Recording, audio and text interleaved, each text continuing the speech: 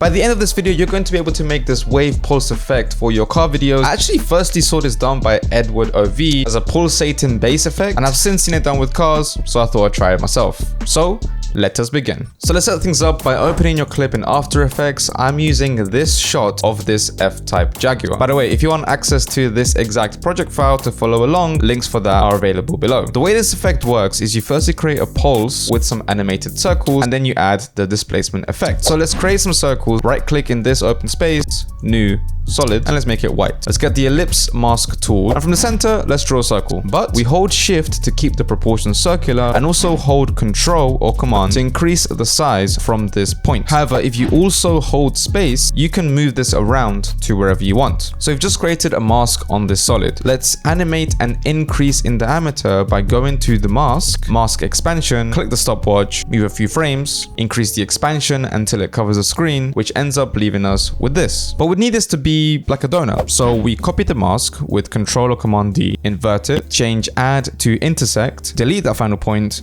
and you can see at the beginning we have a donut. So let's go forward a few frames and increase the expansion to allow us to have the donut expand. And we do this by going through all the frames until we have the shape that you want. This shape is a personal preference and will determine how your wave will look. Also, you can play around with the speed of the animation just by adjusting where the keyframes are. Once we have our animation, we need to add some feathering to the inner mask. I added something around 200 pixels. This tells the effect to distort areas with a gradient, causing a very nice wave. Speaking of distortion, let's distort. Let's right click, pre-compose, move all attributes to a new composition. We can name this displacement shape. Let's make a new adjustment layer. Now there's two ways you can do this effect: the free way with the displacement map effect, or the get your wallet out and put your camera on a rental site because you'll need the red giant chromatic displacement effect, which will cost you some money.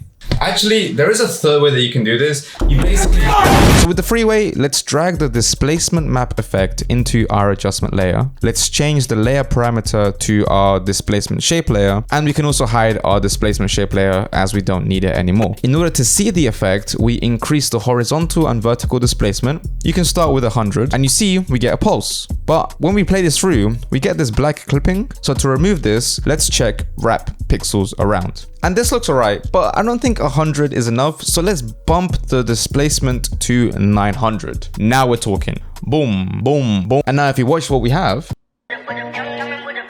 if you want to change how the wave looks, just double click on the displacement shape composition and then mess about with the shapes and the velocity and all of that stuff. Also, if you don't want this sharp edge, you can add feathering to the outer mask too. The more feathering, the more of a gradient of displacement. So whilst people are placing bids for your camera on eBay, you can add the red giant chromatic displacement effect. It's basically the displacement map on steroids. So let's drag it on, remembering to make your displacement shape invisible, change the layer to the displacement shape, and the first parameter we're going to play with is the displacement amount, and immediately you can see how sick this looks. I mean, fuck, that's kind of cool, isn't it? But it's a bit much, so I set mine to around 70.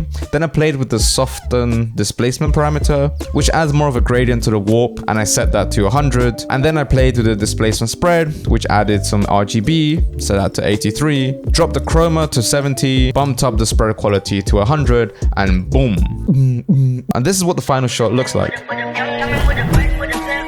I see you looking at that fiery effect beforehand. If you want to learn that, you can check this video out right here. This and all my project files are available on my Patreon's links below. And with that being said, I'll see you in the next video.